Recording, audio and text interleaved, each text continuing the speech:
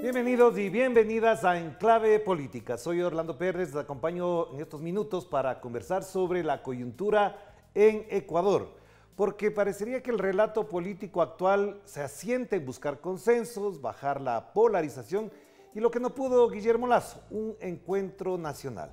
Sin embargo, hay amenazas de quienes creen que anulando al rival, proscribiendo al adversario, son más legítimas sus posturas y planteamientos. Y de esto no son ajenos los medios y periodistas que han fraguado esa polarización. De todo esto queremos conversar con la analista y académica Caroline Ávila, a quien le damos la más cordial bienvenida. Qué gusto tenerla por acá, Caroline. ¿Cómo está usted? Muy bien, muchísimas gracias, apreciado Orlando. Un saludo para usted y por supuesto para la teleaudiencia. Así es como ha hecho usted en esta introducción. Ese es el escenario que pinta en el Ecuador, con la expectativa de ver si es que 2 años después se va o no a repetir las mismas circunstancias, porque esta misma conversación pareciera a veces un déjà vu, ¿no? Inclusive los nombres se repiten. Habrá que ver si es que para el día viernes esos acuerdos llegan de manera intacta o si es que todavía existirán algunos cambios. Claro que sí, pero entonces, en función de esto, Carolina, hay unas dos cosas que valdría la pena reflexionar. ¿Por qué se ha producido este cambio, este giro, que algunos todavía se resisten a aceptarlo, a asumirlo, tomando en cuenta que el otro elemento no han variado mucho las posturas políticas, no han variado, digamos, las condiciones en las que se desenvuelven cada uno de los actores políticos? Usted se está refiriendo a la conversación y de alguna manera a los términos sobre la mesa que la Revolución Ciudadana planteó hace 2 años atrás y los vuelve a plantear ahora. Esos no han cambiado.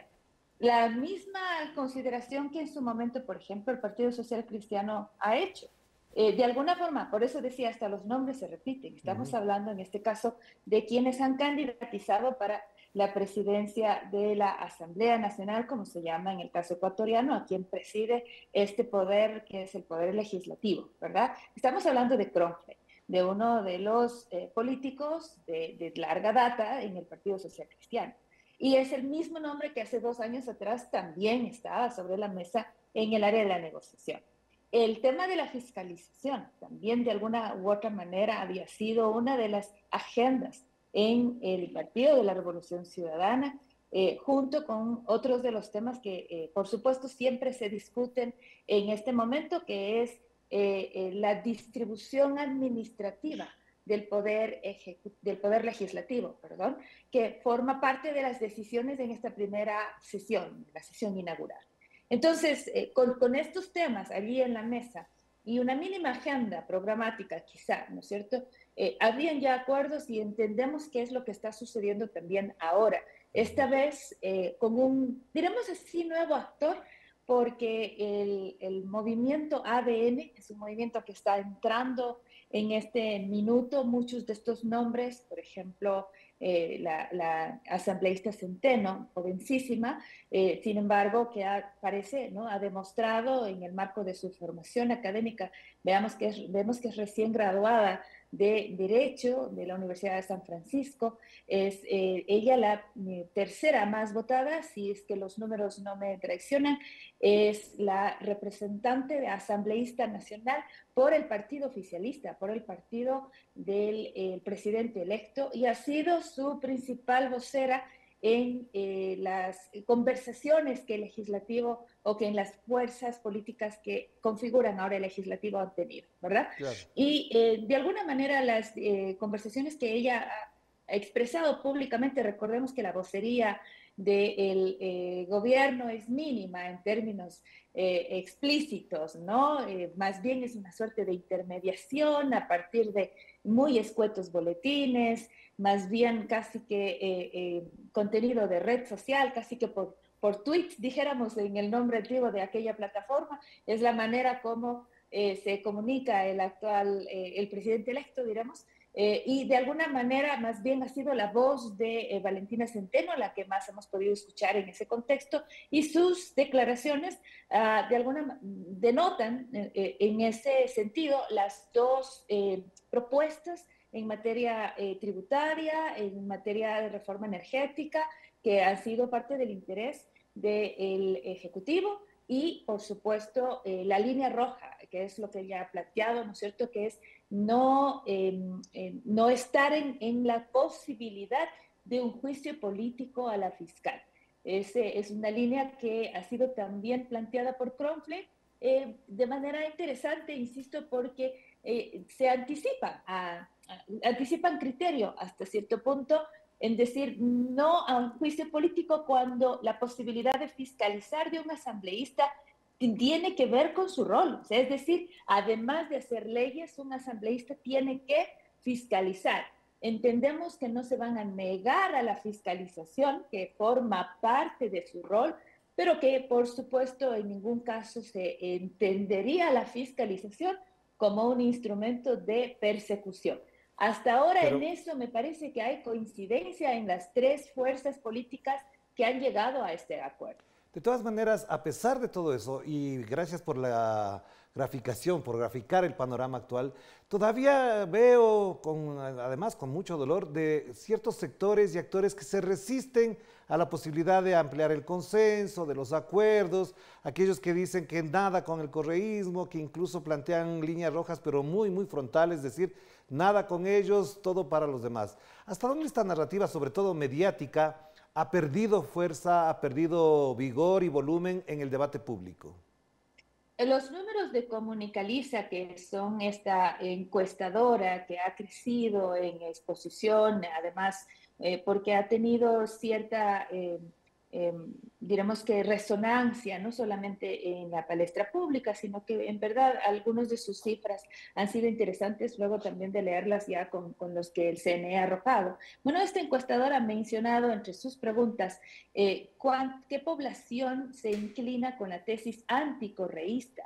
Y vemos que esa población, en las distintas mediciones que hace Comunicaliza, no supera el 20%. Es más, está entre el 15, el 12, pero nunca llegó a superar el 20%. Entonces, yo me atrevería a decir lo mismo, que a nivel poblacional, si esa es la tendencia del anticorreísmo, me parece que las otras posturas políticas están coincidiendo con la opinión pública, de no establecer una suerte de frontera tan dura con un grupo que no hay ninguna duda en el Ecuador sigue siendo la fuerza política más importante, no solo por la cantidad de autoridades que tienen a nivel seccional, ganadas de manera legítima por la votación popular, por supuesto, no solo por la cantidad también de asambleístas que en este momento conforman el bloque más importante, la minoría más importante, porque no llegan a los 70,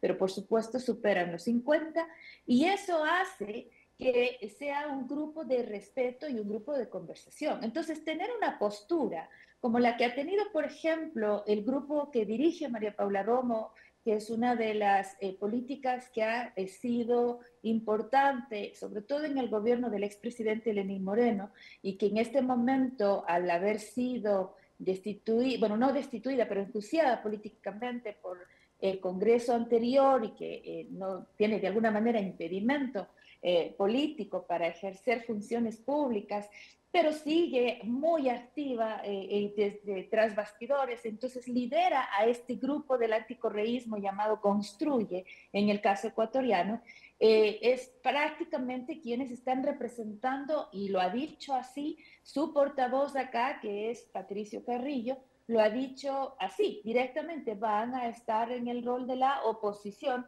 en vista que les han dejado fuera de toda conversación. Pero ellos mismos han planteado esta postura, nada con el correísmo, inclusive tildándolo de mafias. Me parece que son términos muy duros, además, sobre todo en las condiciones en las que el Ecuador tiene que lidiar, eso sí, con las mafias de narcotráfico que se sabe, porque el mismo embajador estadounidense lo ha dicho, han estado involucradas en distintos sectores Por ejemplo, los narcogenerales, a Ya, pero propósito ahí de las expresiones. le hago una pregunta, Carolyn, a Diga propósito de lo usted. que acaba de mencionar. ¿Hasta dónde esto efectivamente además anula otra cosa que es clave? Porque todo el panorama, digamos, en el plano político está en esa lógica, pero el problema es que la economía ecuatoriana está muy mal.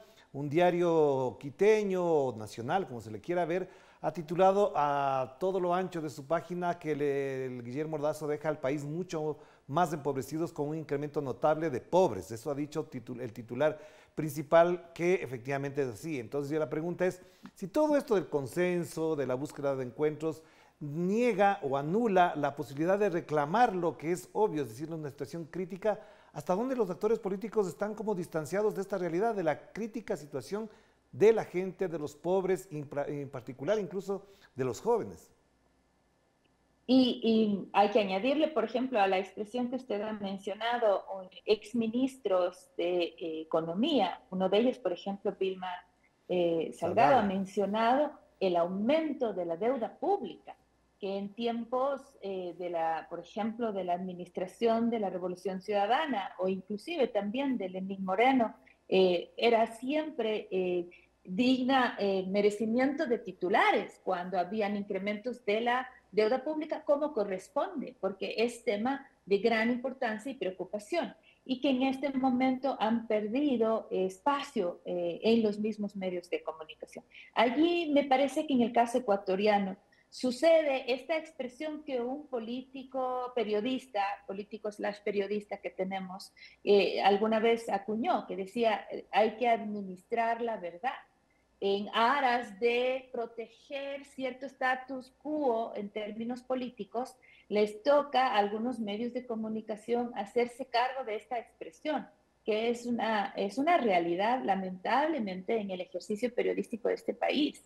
Muchas de las, lamentablemente digo, no es que esté de acuerdo con esta idea, pero es que es lo que está pasando, muchas de las líneas editoriales de los medios de comunicación terminan tomando de manera implícita esa decisión de administrar la verdad en el sentido de proteger a los políticos de turno, a ese establishment, a ese consenso, con la finalidad, diremos así, de que no llegue por el otro lado, en este caso, el correísmo, como ha sido así denominado, que es básicamente el gran temor que tiene, ¿no es cierto?, el establishment ecuatoriano. Hagamos la pausa, Carolina, para volver enseguida a las perspectivas Con que todo tiene gusto. el presidente electo, que se posicionará en los próximos días ya, Daniel Noboa, con respecto a este panorama político que ha abordado, incluso en acuerdos de este último fin de semana. Vamos a la pausa.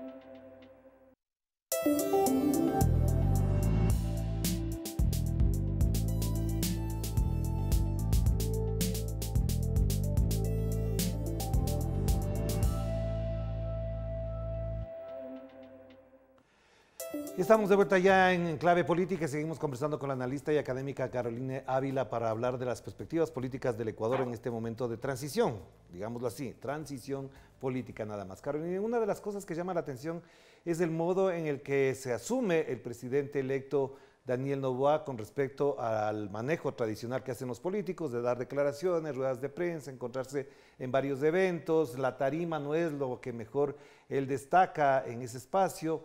¿De qué manera se explica, se entiende y además se valora este comportamiento de Daniel Noboa, que ha sido muy cauto, pero al mismo tiempo tiene gran impacto en la discusión pública? Yo creería que hay al menos dos razonamientos como para mirar en esa línea. Uno de forma y otro de fondo. Vamos primero con el de fondo.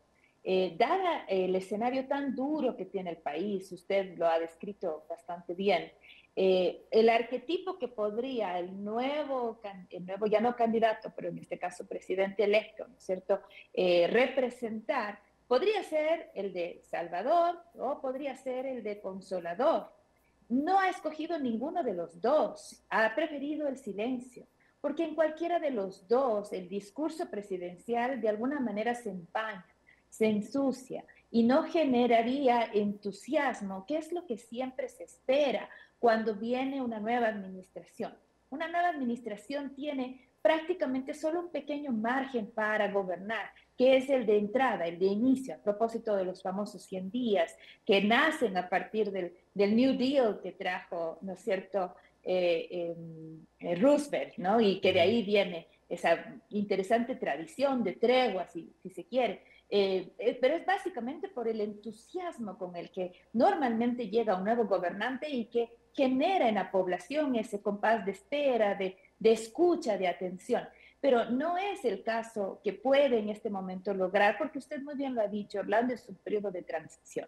Ahora, tampoco es un discurso de reproche, de reclamo con el que le interesa entrar, precisamente porque requiere Daniel Noboa un poco más de optimismo con la población. Y como tampoco tiene la información para generar consuelo, es decir, tenemos apagones, estamos viviendo con 2 horas menos de luz, de energía eléctrica me refiero, ¿no es cierto?, en el país, y tratando de lidiar en las pérdidas millonarias en términos productivos, en las pérdidas educativas, en las pérdidas sociales, culturales, que tienen que ver, por ejemplo, con una sociedad que tiene que lidiar con 2 horas menos de energía eléctrica. Y eso, por ejemplo, si es que el país no recibe una hoja de ruta clara, concreta, sobre cómo resolver, dado que no existe todavía, ¿qué puede decir el presidente? Entonces tampoco puede utilizar este otro arquetipo. El silencio, por lo tanto, respecto de estos temas, y me atrevo a decir también al fenómeno del niño,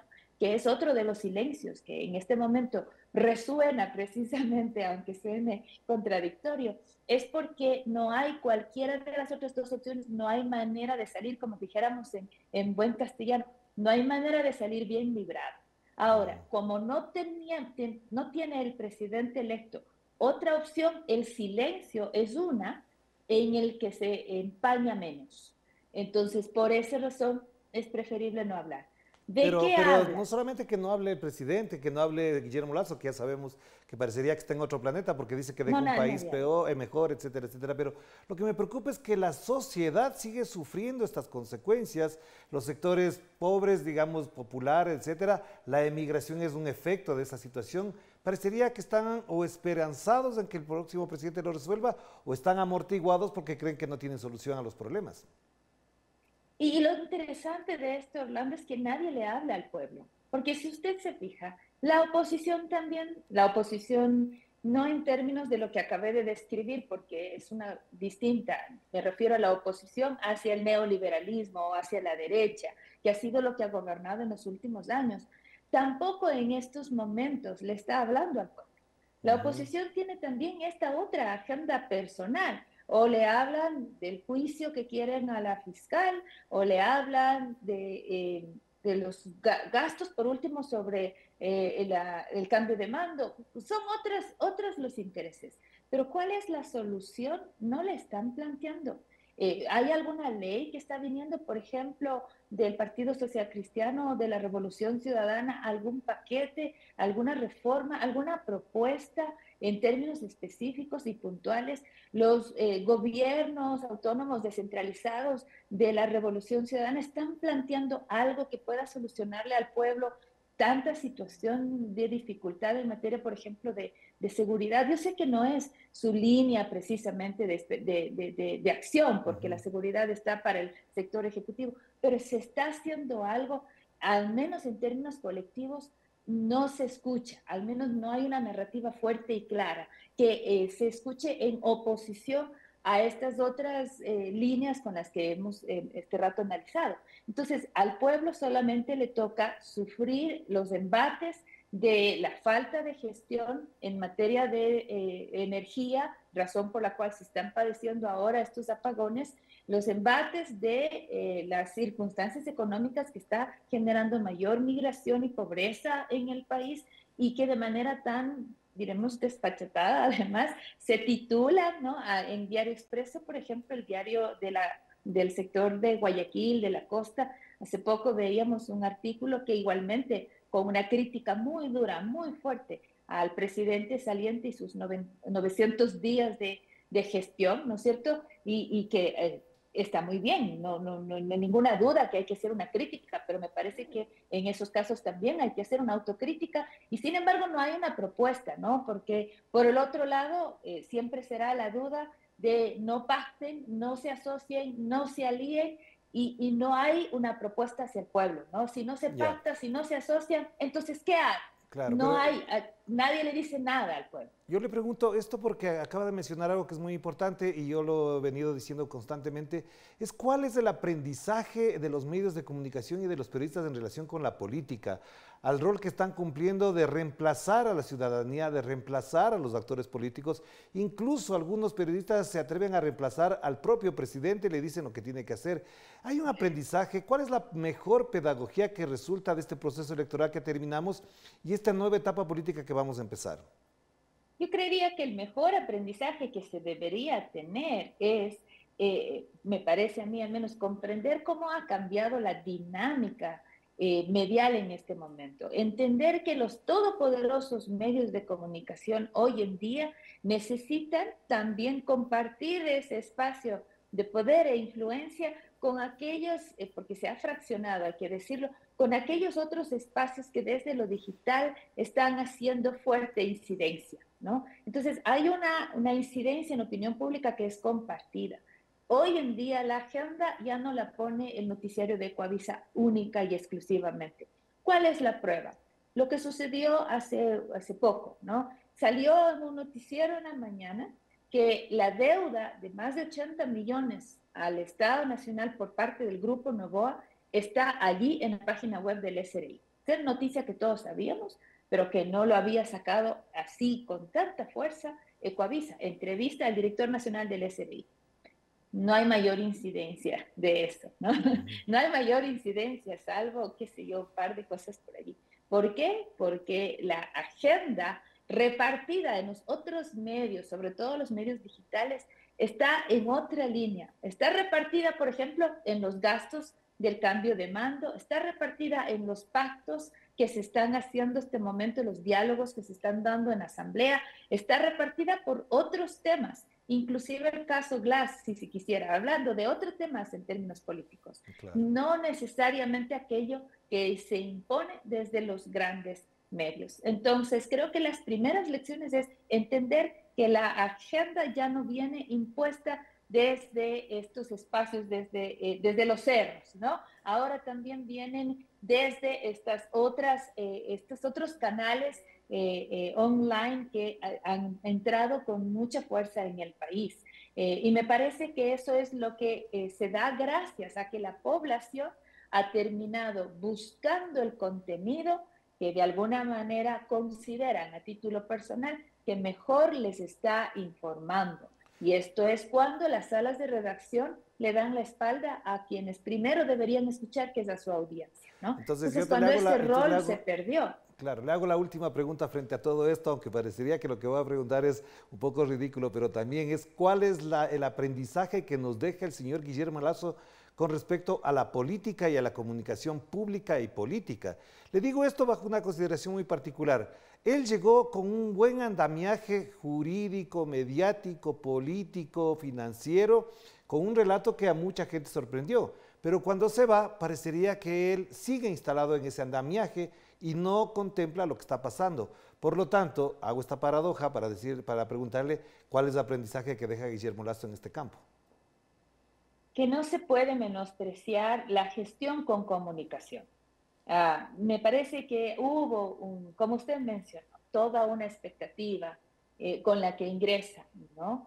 Y que yo siempre diré, al menos hay dos cosas que se deben reconocer de estos 2 años de gestión. Una son la vacunación, es la vacunación y una vacunación realizada incluso en conjunto con el sector público y el sector privado, ¿no? Y la segunda cosa, que no es mérito exclusivo de un gobierno, pero es importante reconocer cuando hay un niño que hay como liberarle de esta cosa tan dura y terrible que es la desnutrición. Si hay un solo niño que logra salir de la desnutrición, ya es mérito. Pero no se trata de uno, se trata de 200.000 y un poco más. Y sí, también no es el resultado más eficiente, porque se ha invertido tal vez Ya. mucho frente a los números que estamos recibiendo. Sin embargo, insisto, si tan solo uno ya es recuperado, ya es mérito. Entonces, creo que esas dos cosas son importantes. ¿Cuál ha sido el dolor de Guillermo Lasso? Aunque él todo el tiempo echa la culpa a la comunicación. A mí me parece que el dolor de Guillermo Lasso es su credibilidad. Y sí, es verdad, su credibilidad tiene que ver con la comunicación, pero no necesariamente con la estética, con la estrategia o con inclusive ciertas señales que sus 3 o 4 comunicadores que ha tenido en estos 2 años le han propuesto, sino por errores personales de comunicación en donde los discursos que ha dado ha tenido él mismo que corregir, los mensajes que ha dado ha tenido él mismo que retirar. Cuando un mandatario hace eso, pierde su principal capital político, que es su palabra. El momento que un político deja de ser coherente, deja de ser creíble, ha perdido su principal capital, que es su palabra. Eso le pasó a Guillermo Lasso. El momento que pierde credibilidad, por supuesto, cualquier línea comunicacional que diga, así lo diga en la mejor forma posible, en el mejor paquete posible, inclusive en cadena nacional, no tendrá ningún sentido, caerá en una olla vacía. Y ahí cerraría con un pequeño detalle más. No importa mucho la gestión en la caja fiscal, en el equilibrio fiscal, el pago al sector externo, si al final en los hospitales y clínicas no se encuentra paracetamol, si al final cuando se sale a la calle uno no sabe si va a regresar vivo. Cuando esos problemas le aquejan a la población, así esté balanceada la caja, que no lo está, le falta 10.000 millones solo para cubrir diciembre, no tiene mucho sentido la gestión en 900 días. Muchísimas gracias, Carolina. Muy importante lo que acaba de mencionar y por supuesto estamos A aquí usted, para querido seguir Orlando. reflexionando sobre el tema. Mando un abrazo, que esté Un muy bien. placer. Muchísimas Igualmente. gracias a Carolina Ávila y a ustedes también por acompañarnos en este momento particular del Ecuador. Particular porque hay una transición en marcha. El viernes se instalará la nueva asamblea y la próxima semana se posesionará el presidente electo Daniel Noboa. Y de esto obviamente seguiremos conversando, pero con más elementos porque efectivamente habrá nuevos hechos que puedan al Ecuador y América Latina también a conversar. Un abrazo para todos, que estén muy bien. Chao, chao.